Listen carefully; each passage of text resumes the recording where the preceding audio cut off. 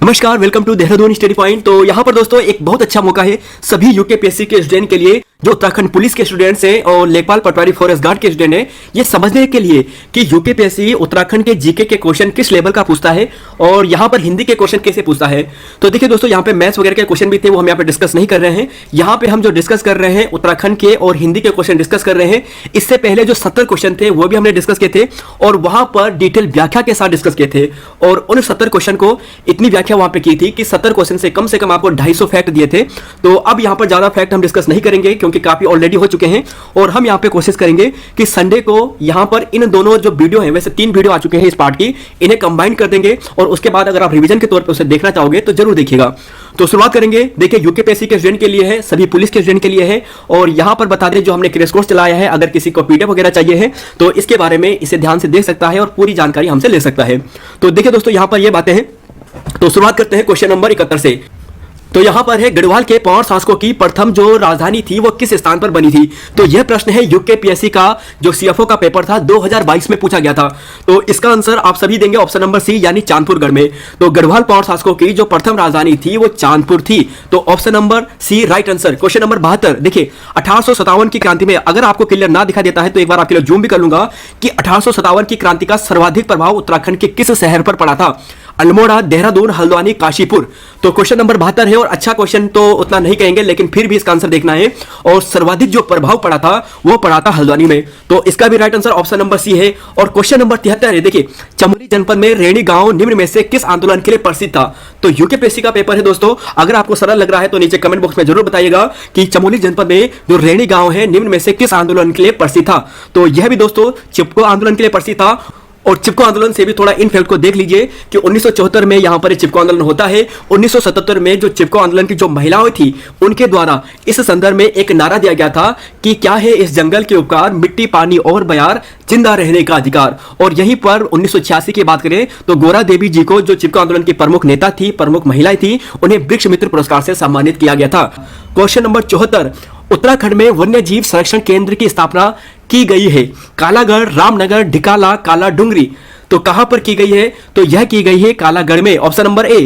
Question number यहां पे 75 देखिए क्वेश्चन टोटल यहाँ पे 90 हैं उत्तराखंड के। तो देखिए उत्तराखंड, उसके बाद हिंदी के क्वेश्चन आएंगे। उत्तराखंड राज्य में नई कृषि नीति जारी की गई थी। तो उत्तराखंड की नई कृषि नीति जारी की गई थी। देखिए यूकेपीएससी के प्रश्न है, यूकेपीएससी कैसे प्रश्न आपको पूछ रहा है ये यहाँ पे लेवल है। तो देखिए क्वेश्चन नंबर 75, उत्तराखंड राज्य में नई कृषि नीति जारी की गई थी। तो देखिए ये जारी की गई थी, देखिए ये जारी की गई थी। तो जी हाँ दोस्तों, 2011-12 में की गई थी। और यहीं पर बात करें कुछ और नीति की, खनन नीति अप्रैल 2001 में, राज्य पर्यटन नीति अप्रैल 2000 यहां पर आपको मिलेगा 1 में।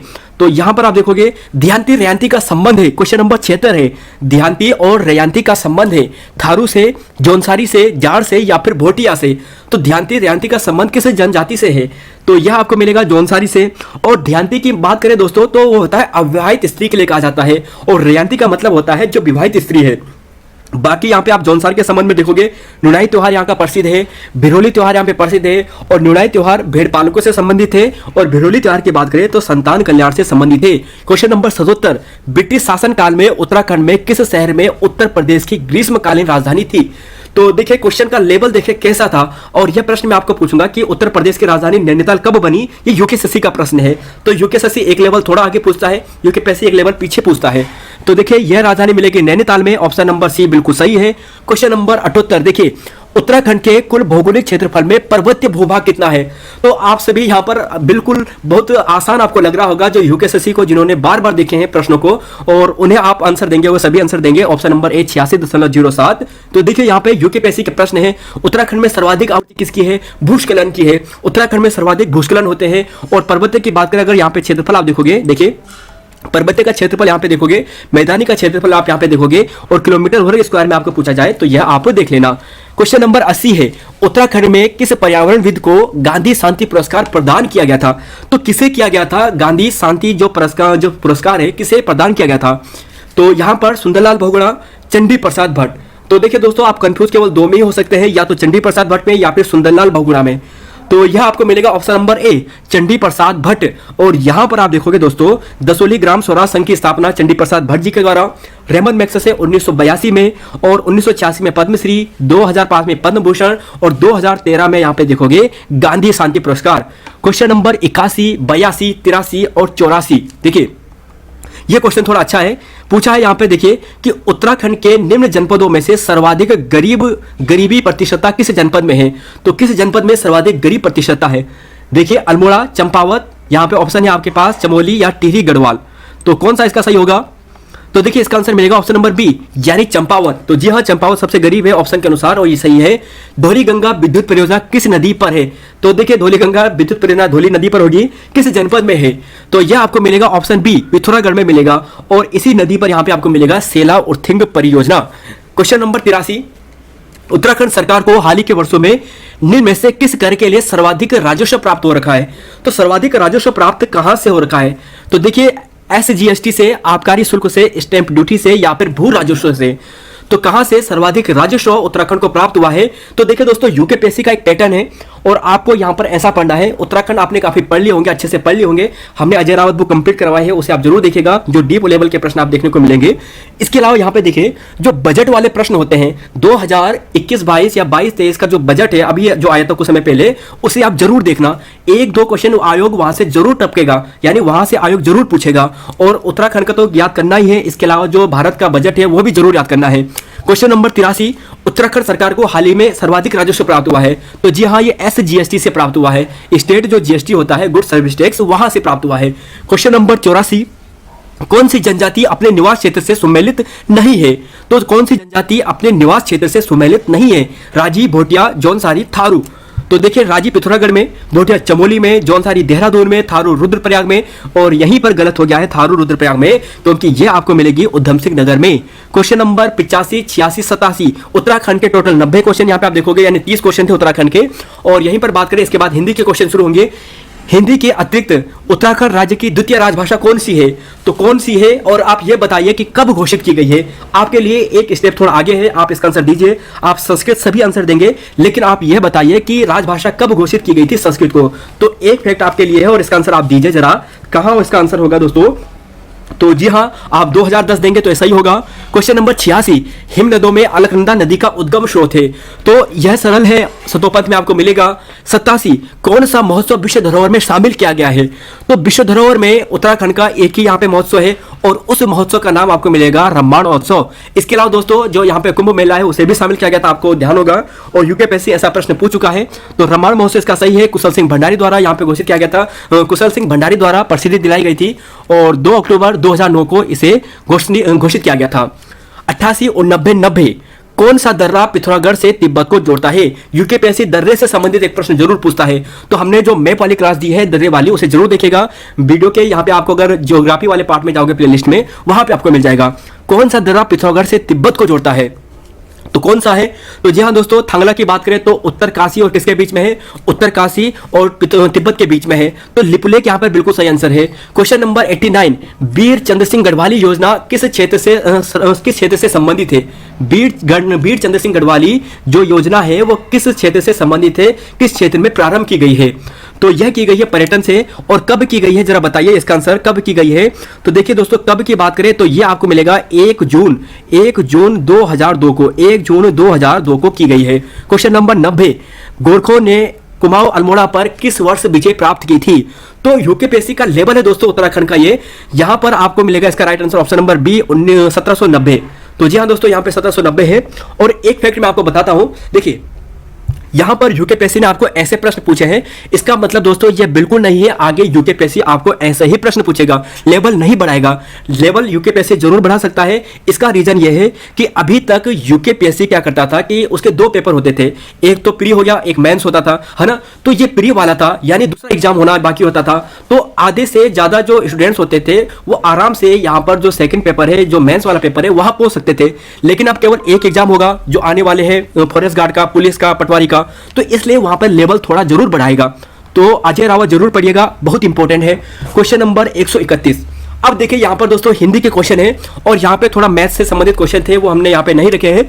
हिंदी और उत्तराखंड के क्वेश्चन यहां पे रखे हैं। देखिए उत्तराखंड सरकार द्वारा, यहाँ पे तो हो गया। क्वेश्चन नंबर है यहाँ पे 131, निम्नलिखित में से तत्सम शब्द का चयन कीजिए। हिंदी के प्रश्न देखिए यूकेपीएससी कैसे पूछता है। निम्नलिखित में से यहाँ पे बताया है तत्सम शब्द देखना है आपको, मछली, मत्स्य, मीन या फिर जल जीवन। तो तत्सम शब्द कौन सा है? तो देखिए हिंदी का लेवल देखिए यूकेपीएससी का, और यह आपको मिलेगा ऑप्शन नंबर बी यानी मत्स्य। तो बिल्कुल ये तत्सम शब्द है जो संस्कृत से लिए जाते हैं। क्वेश्चन नंबर 132, क्वेश्चन को पढ़िए। स्वर के सामने स्वर आने पर उसमें जो विकार या परिवर्तन होता है वहां पर कौन सी संधि होती है? तो देखिए स्वर के सामने स्वर आने पर स्वर संधि ही होगी, क्योंकि आपने देखा होगा कि स्वर संधि में केवल स्वर ही होते हैं, स्वरों में परिवर्तन होते हैं, स्वर जुड़ते हैं, दूसरा स्वर बनता है, तो वहां पर ही जो विकार होता है वो स्वर संधि के अंतर्गत है। ऑप्शन नंबर सी, अनुरूप में कौन सा समास होगा? अनुरूप। तो देखिए अनुरूप की बात करें तो अनुरूप में आपको मिलेगा यहां पर अव्ययी समास। अव्ययी समास दोस्तों बिल्कुल सही है यहां पर अनुरूप में। क्वेश्चन नंबर 134, देखिए यहां पे प्रयोग आपको बताना है कि कौन सा गलत है। शायद आपको साफ ना दिखे तो आपके लिए जूम कर लेता हूं थोड़ा। यहां पे देखिए निम्नलिखित में से कौन सा प्रयोग गलत है? जो किसी गुट में ना हो तटस्थ कहते हैं, जिसका दमन ना हो सके उसे अदम्य कहते हैं, जो बात को बढ़ा चढ़ाकर कहता है उसे मितभाषी कहते हैं, और भविष्य में घटित होने वाली जो घटना है उसे भावी कहते हैं। भविष्य में घटित होने वाली भावी कहते हैं। तो क्वेश्चन नंबर 134, तो जी हाँ ऑप्शन नंबर सी, यानी बात को बहुत बड़ा चढ़ाकर कहना मितभाषी नहीं होता है, यह अतिशयोक्ति होता है। क्वेश्चन नंबर 135, देखिए नग्न शब्द है, तत्सम तद्भव देशज विदेशज। तो देखिए तत्सम तद्भव से प्रश्न बार बार यूकेपीएससी आपको पूछ रहा है। तो नग्न कैसा शब्द है? तत्सम है, तद्भव है, देशज है या फिर विदेशज है? तो नग्न दोस्तों मूल संस्कृत भाषा का है, तो यहाँ पे तत्सम आएगा। सर्वोदय में कौन सी संधि है? तो सर्वोदय में आप देखोगे तो यहाँ पे आ धन ओ बनकर औ बना है, तो इसका मतलब यहाँ पे क्या होगा? यहाँ पे दोस्तों ऑप्शन नंबर बी गुण संधि होगा। तो दो अलग अलग स्वर बनके तीसरा स्वर जहां पे बनता है वहां पे गुण संधि होती है। तो सर्वोदय सर्वधन उदय होगा। क्वेश्चन नंबर यहाँ पे 137, आवृत्त का विपरीत अर्थक शब्द है। आवृत्त का विपरीत अर्थक शब्द, तो आवृत्त का क्या होगा? तो आवृत्त का विपरीत अर्थक शब्द, तो जी हाँ ऑप्शन ए यानी अनावृत होगा। क्या होगा? अनावृत होगा। अनावृत यहां पर होगा। जो पृथ्वी से संबंध हो वाक्यांश के लिए एक शब्द है। जो पृथ्वी से संबंध हो वाक्यांश के लिए एक शब्द है। तो इसका आंसर देखिए जो पृथ्वी से संबंध हो उसके लिए यहां पर देखिए उसके लिए यहां पर होगा पार्थिव। क्या होगा? पार्थिव।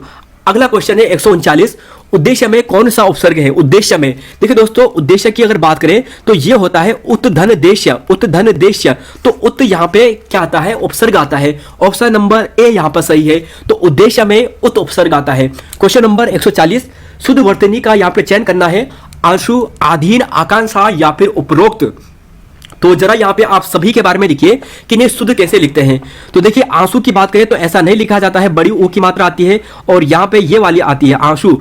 अधीन नहीं होता है, अधीन होता है। और इसका सही आंसर की बात करें तो आकांक्षा होता है। उपरोक्त नहीं होता है, उपयुक्त होता है। क्वेश्चन नंबर 141, शुद्ध वाक्य कौन सा है? देखिए शुद्ध वाक्य कौन सा है? यहां पर देखिए शुद्ध वाक्य का चयन करना है आपको कि निम्न में से शुद्ध वाक्य का चयन कीजिए। तेरे को पिताजी बुलाया है, तो यह तो गलत हो गया है। मुझे एक चाय का गर्म प्याला दो। कश्मीर में कई दर्शनीय स्थल है और यहाँ गन्ने का ताजा रस मिलता है। तो इन चारों में से कौन सा वाक्य शुद्ध है? शुद्ध अशुद्ध वाक्य भी बार बार पूछे जाते हैं। तो देखिए कौन सा शुद्ध होगा क्वेश्चन नंबर 141 का।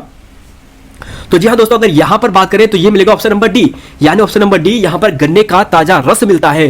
देखिए जहां पर दर्शनीय है और यहां पर देखनीय है, दोनों एक जैसे अर्थ समानार्थी शब्द कभी भी एक साथ यूज नहीं होंगे। यहां पर कर्मों का सही प्रयोग नहीं हुआ है और तेरे को पिताजी बुलाया है, यह तो एकदम गलत हो चुका है। क्वेश्चन नंबर 142, सुमुखी शब्द में कौन सा समास है? सुमुखी जो शब्द है उसमें समास कौन सा है? द्वंद्व, बहुव्रीहि, अव्ययी या फिर बहु तत्पुरुष समास? सुमुखी शब्द में कौन सा समास है? तो द्वंद्व, बहुव्रीहि, अव्ययी या फिर तत्पुरुष। तो यह होगा दोस्तों बहुव्रीहि समास है। सुमुखी, सुंदरमुखी या सुंदर मुख वाली, इससे संदर्भ होता है किसी महिला के लिए यहाँ पे प्रयोग होता है और यह बहुव्रीहि समास है। बहुव्रीहि यहाँ पर कहीं पर अगर बहुव्रीहि ऑप्शन में ना हो तो कर्मधारय भी इसका कभी बार आंसर हो जाता है। क्वेश्चन नंबर 143, आकाश कुसुम होना का मतलब क्या होता है? आकाश कुसुम होगा। देखिए आकाश कुसुम होगा, देखिए आकाश कुसुम होगा का मतलब कठिन प्रयास, तारों की तरह चमकना, अनहोनी बात या फिर असंभव कार्य करना।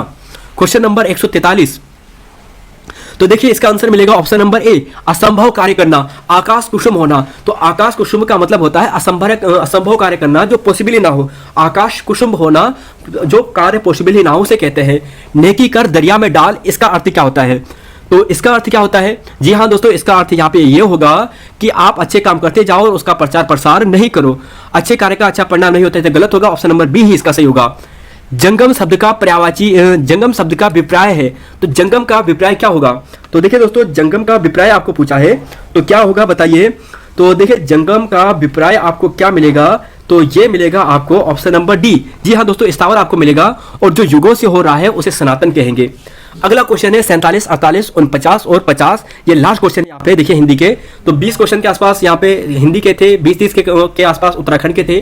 तो यहाँ पर यह है, सगुण का अर्थ पलटने से कौन सा उपसर्ग जोड़ा जाएगा? आ, निर, नी या फिर अव। तो 147 आपको पूछा है। तो देखिए 147 की बात करें तो यहाँ पर सगुण तो निर्गुण होता है, तो निर यहाँ पे होगा। बहुत बड़ा चढ़ाकर कहना क्या होता है? बहुत बड़ा चढ़ाकर कहना तो वो होता है अत्युक्ति, ऑप्शन ए। और शुद्ध शब्द की बात करें तो यह होगा इंद्रिया। और 150 आपको पूछा है कि कौन सा वाक्य सही है? उन्हें मृत्युदंड मिला है, उन्हें मृत्युदंड की सजा मिली है, उन्हें सजा में मृत्युदंड मिला है और उन्हें मृत्युदंड में सजा मिली है। तो यहाँ पर क्या होगा? तो क्वेश्चन नंबर 150 और इसका आंसर दीजिए जरा, क्या हो सकता है 150 का? सोचिए। तो इसका आंसर मिलेगा ऑप्शन नंबर यहाँ पर ए, उन्हें मृत्युदंड मिला है। देखिए मृत्युदंड, अभी हमने कहा था कि समानार्थी शब्द एक साथ कभी भी प्रयोग नहीं किए जाते हैं, तो इसका मतलब मृत्युदंड सजा एक साथ कभी नहीं आएगा। तो यहाँ पर यह बिल्कुल गलत हो जाएगा। तो यहाँ पर दोस्तों 150 क्वेश्चन ये थे और ये यूकेपीएससी द्वारा पूछे गए प्रश्न थे। तो देखिए दोस्तों, यहाँ पे आपने लेवल देखा यूकेपीएससी का कैसे प्रश्न रखे थे, और आपको यहाँ पर इस लेवल से कई हटके काफी थोड़ा और बढ़कर यहाँ पे तैयारी करनी है, क्योंकि यहाँ पे 2 पेपर होते थे, अब केवल एक ही पेपर है। तो इसलिए दोस्तों अच्छे से पढ़ते रहिए। यहाँ पर इतना ही है, धन्यवाद। मिलते फिर आपको नई वीडियो में। धन्यवाद। जय हिंद, जय उत्तराखंड, जय देवभूमि। तो धन्यवाद दोस्तों, मिलते हैं आपको नई वीडियो में। जय हिंद।